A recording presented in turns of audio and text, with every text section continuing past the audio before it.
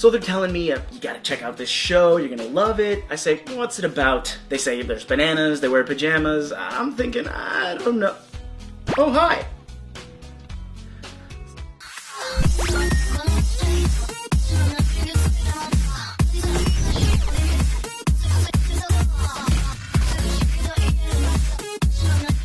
How's it going, you guys? It's Chad here from Lou Tunes coming to you with another countdown. I've got Gretel with me today, as always. How you doing today, Gretel? I am doing wonderfully, Chad. And don't forget, your package is coming in the mail today.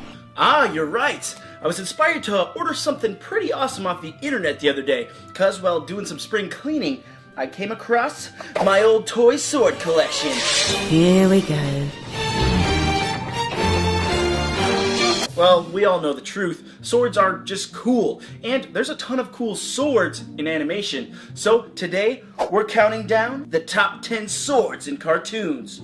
Now, there are tons of other cool weapons of other varieties, but I think swords deserve their own list, don't you? So, here's the rules.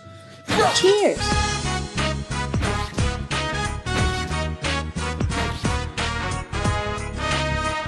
So just what will qualify a sword to actually appear on this list?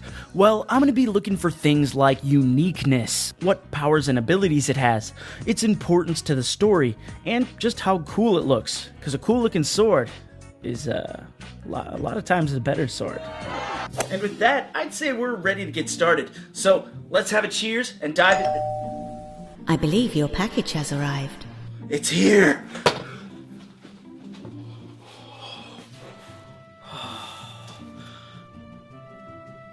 You know what? I think I'll show you guys what's inside after the countdown. Cheers. So, as always, before countdowns, I want to give a few shout-outs to these honorable mentions. Awesome swords, which were just short of making it onto the list. I also want to give a particular special shout-out to the Sword and the Stone, and just lightsabers in general, both of whom have appeared in cartoons, but didn't really find their popularity there, but they certainly are cool.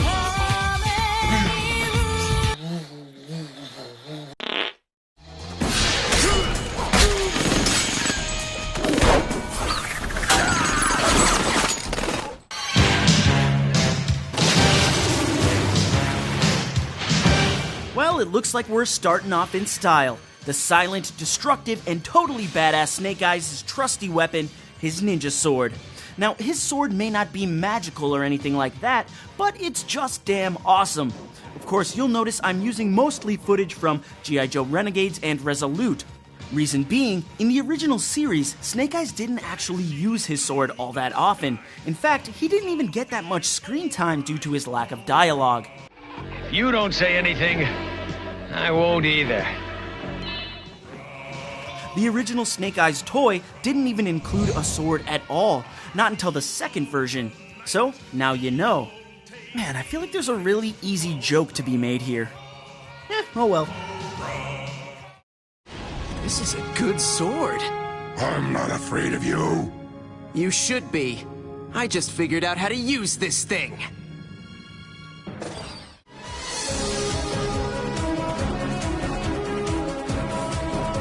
This, my friends, is Ascalon. The sword on this list with the most fun name to say. Go ahead, try it. Ascalon. Okay, sorry. Ascalon became best known as the weapon of the first ever Forever Knight. He used it to pierce the heart of the mighty dragon Daigon. Ascalon is a powerful weapon and does a lot of really cool stuff, from generating force fields to energy lassos, and of course your standard cutting through most anything. And it gives its wielder a squeaky clean suit of magical armor, which looked quite strange on Vilgax when he took control of the sword.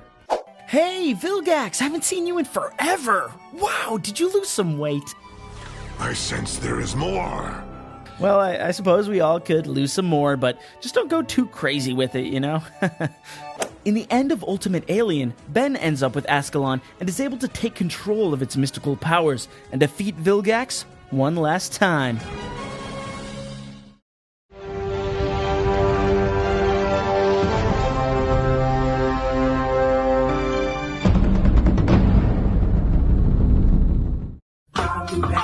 Back to the past and around ya.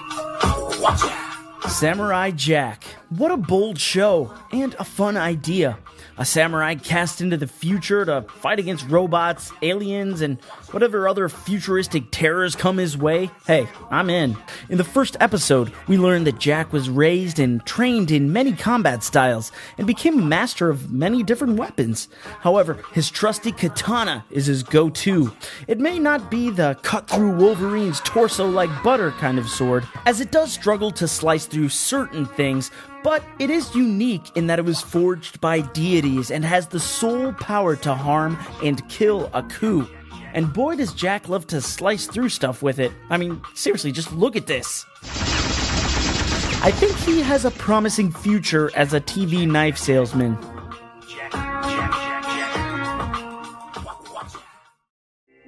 And this mighty sword of truth. For these weapons of righteousness will triumph over evil.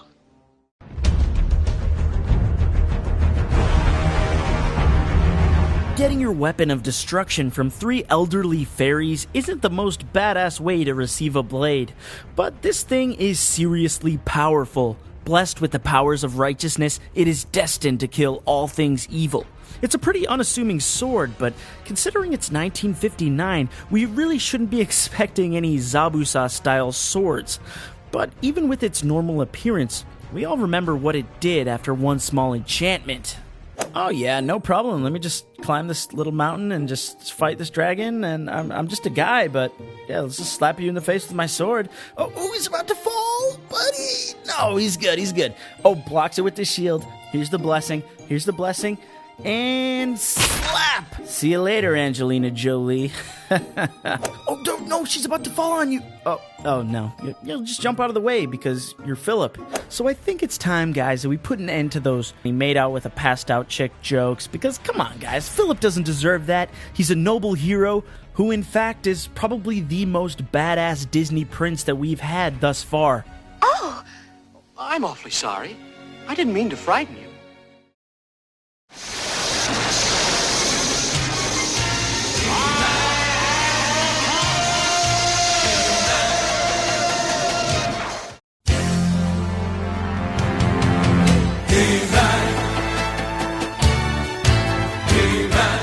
I admit it, the Sword of Power is undeniably an incredible blade in 2 senses. One, it's iconic. The image of He-Man raising his sword up and summoning the power of Grayskull. It's a memorable piece of classic 80s pop culture, and I would never take that away from it. And it's largely why I put it on my list. Secondly, the sword is just damn powerful, and it's actually indestructible, which is also impressive. Now, there's a certain other sword which is often compared to He-Man's, and I'll touch on that a bit later. But in the end, I just don't find this sword very cool.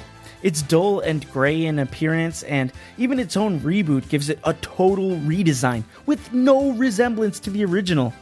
Hey, I guess they didn't find it that cool either? I have to go now, but I'll be close by if I'm needed. Oh, I don't think you'll be needed, He-Man. What? Creativity, versatility, intelligence. These are the traits that define a great swordsman. And these are the traits that define you.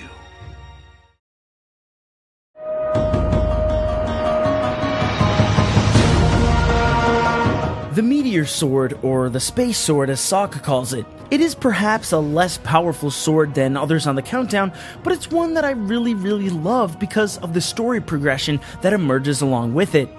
Late in the last Airbender series, war is drawing nearer, and Sokka is feeling less and less useful.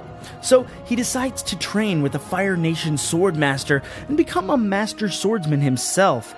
This training involves allowing Sokka to forge his own sword, and in typical strange Sokka fashion, he asks if he can make it out of a meteorite, and he does. Not only does this yield an awesome and shiny black sword in turn, but this sword represents a change in Sokka's story, and since he's my favorite Last Airbender character, I'm happy to bring his Meteor Sword in at number 5.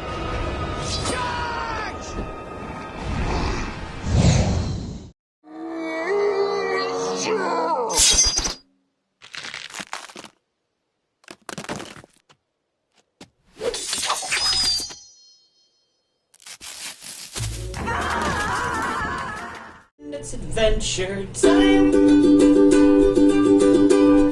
Finn is a guy who has and has had a lot of swords, so picking one was really tough. Nah, I'm just kidding. It was really easy. The grass blade is certainly Finn's coolest and his best weapon to date, if you ask me. He came into this possession for the low price of $3. The blade is cursed and foreseeably will be attached to his arm for all of eternity, but who would complain? The way he can call it forth from being wrapped around his arm is quite awesome. And to top it off, Finn seems naturally more skilled with this sword than any others he's had in the past, even before he's received his official swordsman training. Now that's what I call music. Oh, sorry, I was looking at one of my CDs. Now that's what I call $3 well spent. Yeah! Where's your pants, bro? Where's your honor now? Everyone's laughing at your undies. It's real uncomfortable. That looks like the Star Saber, a legendary weapon forged by Solus Prime, as lore would have it. It's rumored to wield the power of the Matrix.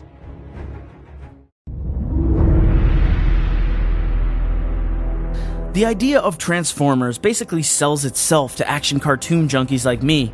They're robots, they turn into cars, they fight, now give me your money. Transformers Prime is a really fun generation for the bots, and if you haven't checked it out, I would certainly recommend it, if only for these swords.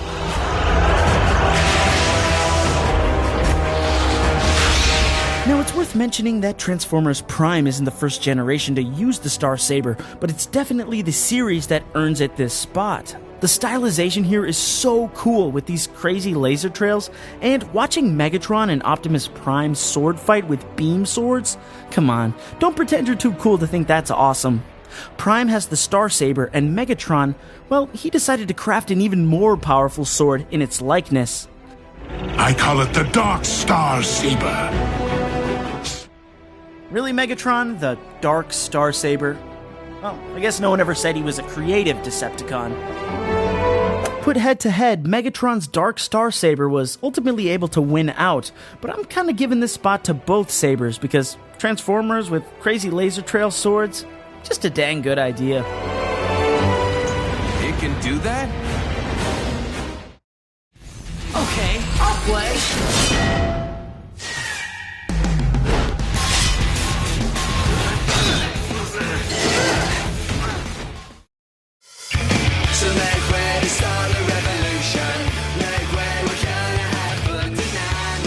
The BFS. The big f***ing sword. Oh, it's the big fat sword. Well, that works too.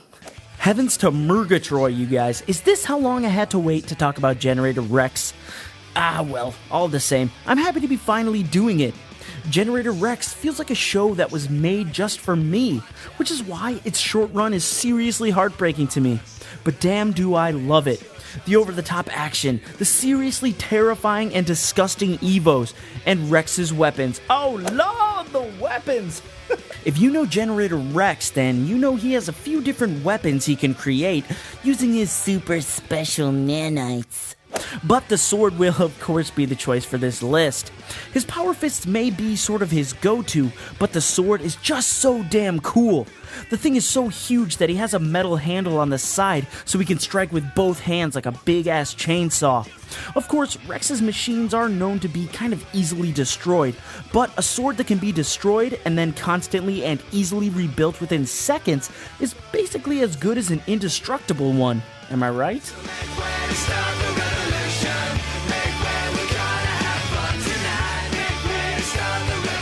So you probably guessed that this sword is maybe a little too big to be in that package I received, and you'd be right. I mean, it's so massive that I couldn't fit almost any of it into my channel banner. Here we go. Yes, indeed, one of the coolest swords I've seen to date, and no question, one of my all-time favorites. Now, the moment you've all been waiting for.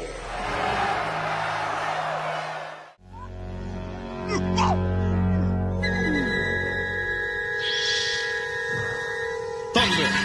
Thunder! Thunder! Thundercats!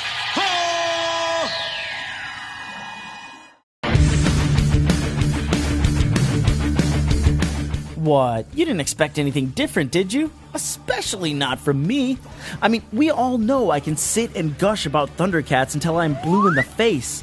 Thank you! Thank you! Now, the first thing that a lot of you are saying is, He-Man stomped Lion-O on Death Battle, which is true.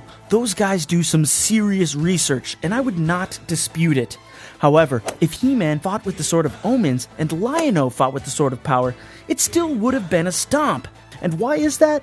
Well, it's because He-Man is overpowered and basically unkillable for anything short of Goku or Superman. Doesn't matter what magical sword he uses. The Sword of Omens is visually awesome, period. It has a unique design and manner in which it evolves when Lion-O uses it. Housing the powerful Eye of Thundera allows Lion-O to see things across space and time. The sword itself can do force fields, laser beams, fly to Lion-O upon his summon, all the basic magical sword tricks we've come to know. Now, fast forward to 2011, and of course I love the 2011 Thundercats reboot, and there's one episode that I really love called The Duelist and the Drifter, which, if you haven't seen the 2011 Thundercats and just want to check out one episode, I'd pick this one, because it's kind of bottled and it's a self-contained adventure. It's a whole episode about Lion-O learning to use a sword, and ultimately use the Sword of Omens. In the original and in the reboot, Lion-O has a unique relationship with the Sword of Omens, which makes it actually an interesting plot device, and not just a battle tool. And when they rebooted Thundercats, they didn't change the design of the sword. Sure, they made some small tweaks, but the iconic and classic look is intact. Clearly, the creators loved this timeless sword as much as I do, which is just one reason why I'm happy to give the Sword of Omens the #1 spot.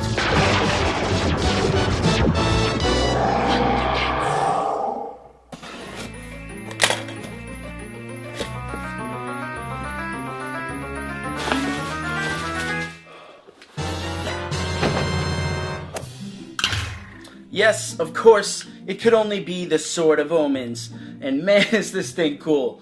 A little smaller than I expected, but still awesome. Just try to be careful with that. You wouldn't want to break anything. Oh, relax, Gretel. I'm not gonna break anything. Oh man, I always wanted to try this. Thunder! Thunder! Thunder! Thundercats! Ho! Ah, rats. Hello? Lion-O? Oh boy. Hey, thanks, bye.